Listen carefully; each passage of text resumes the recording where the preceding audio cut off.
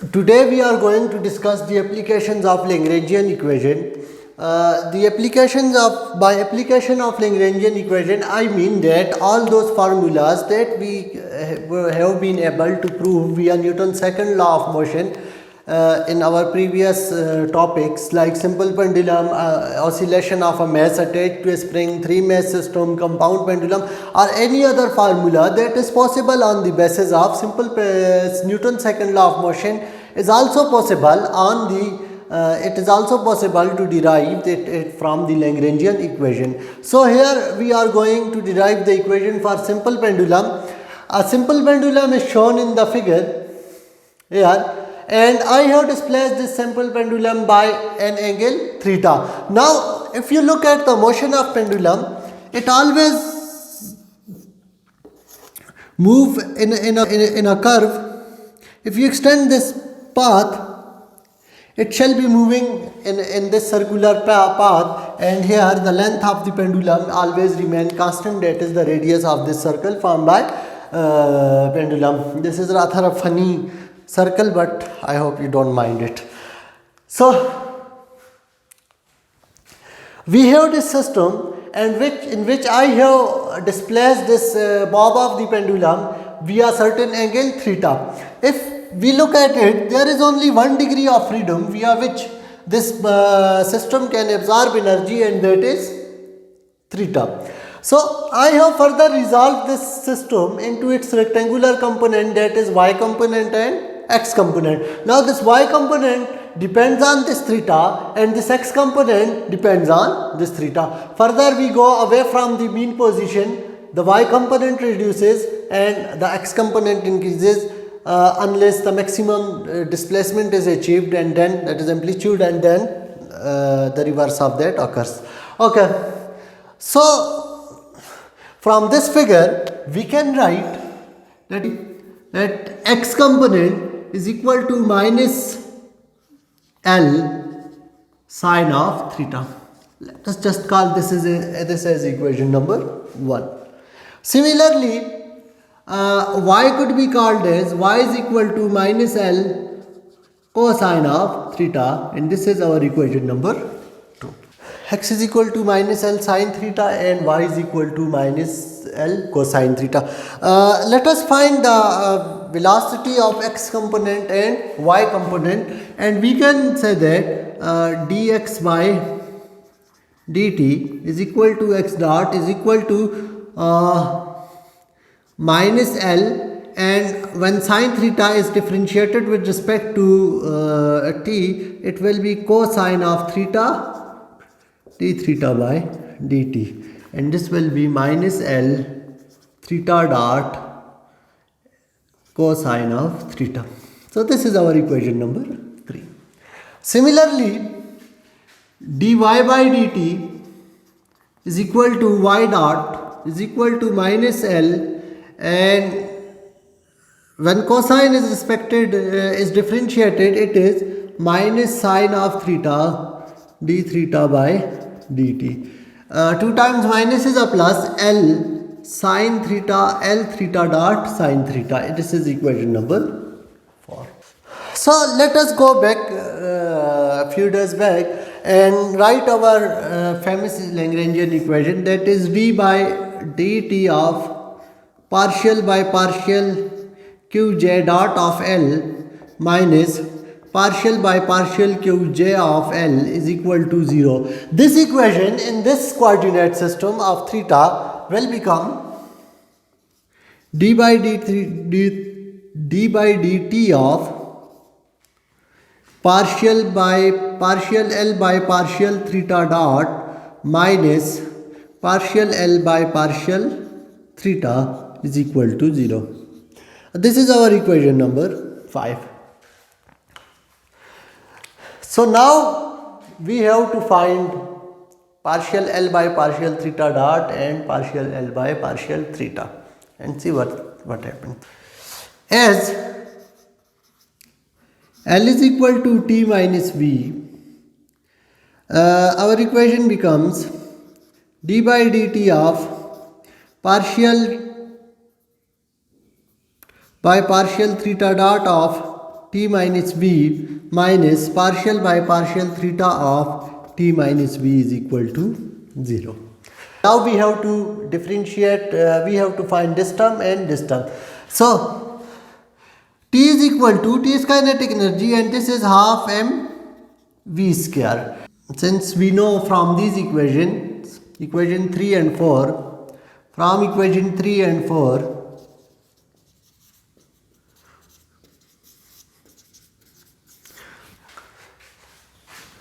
v is equal to x dot square plus y dot square whole under the root, or v square is equal to x dot square plus y dot square. So t is equal to half m x dot square plus y dot square. Let us find partial by t is equal to half m x dot is equal to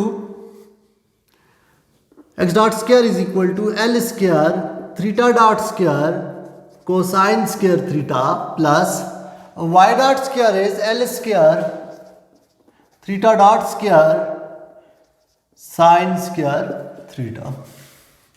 So t becomes 1 by 2 m. These two terms are common, L square theta dot square cos square theta plus sine square theta.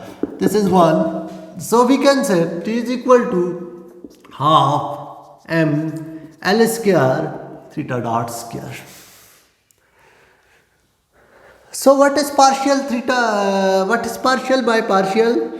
Partial by partial theta dot of t is equal to partial by partial theta dot of half m L square theta dot squared. Okay. So this become partial by partial theta dot of t is equal to ml square is a constant, half is a constant, half ml square and is 2 theta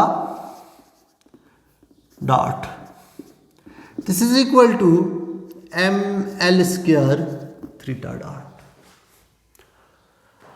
Let us call this is equation number 6. Now, as from figure, V is equal to mg y, which is equal to mg minus L cosine of mg minus L cosine of theta, or minus mg L cosine of theta. So partial by partial theta dot of V should be 0, as we can see that mgl cos theta is independent of theta dot. So the derivative all this term is constant with this with respect to this derivative, and it shall be 0. So now let us move toward partial by partial theta of partial by partial theta of t, which is equal to partial by partial theta of half m L square theta dot square. Again here this term is independent of position and it should be 0. Now let us find partial by partial theta of V, which is equal to partial by partial theta of minus mgl cosine theta. This will become equal to minus mgl and minus mgl, and when cosine is differentiated with respect to theta, it will become minus sine theta shall be equal to partial v by partial theta is equal to minus plus shall be equal to mg L sine theta. This is our equation number 7. So substituting all these values in equation 5 becomes d by dt of ml square theta dot minus 0 minus mgl sine theta is equal to 0. So we have ml square is a gas constant and the derivative of theta dot with respect to t is theta double dot, that is angular acceleration, is equal to minus minus plus mgl sine of theta is equal to 0. ml square theta double dot is equal to minus mgl sine of theta. Theta dot is equal L theta double dot is equal to minus g sine of theta. Theta double dot is equal to minus g by L sine of theta, and we know for a very small angle theta is nearly equal to sine theta. So theta double dot is equal to minus g by L theta. Now this g by L is a constant term. Theta double dot is equal to minus theta double dot is equal to minus constant times theta, or theta double dot is directly proportional to minus theta, which implies that a simple pendulum undergoes simple harmonic oscillatory motion, and we have proved it with by using Lagrangian equation. So that is enough for today.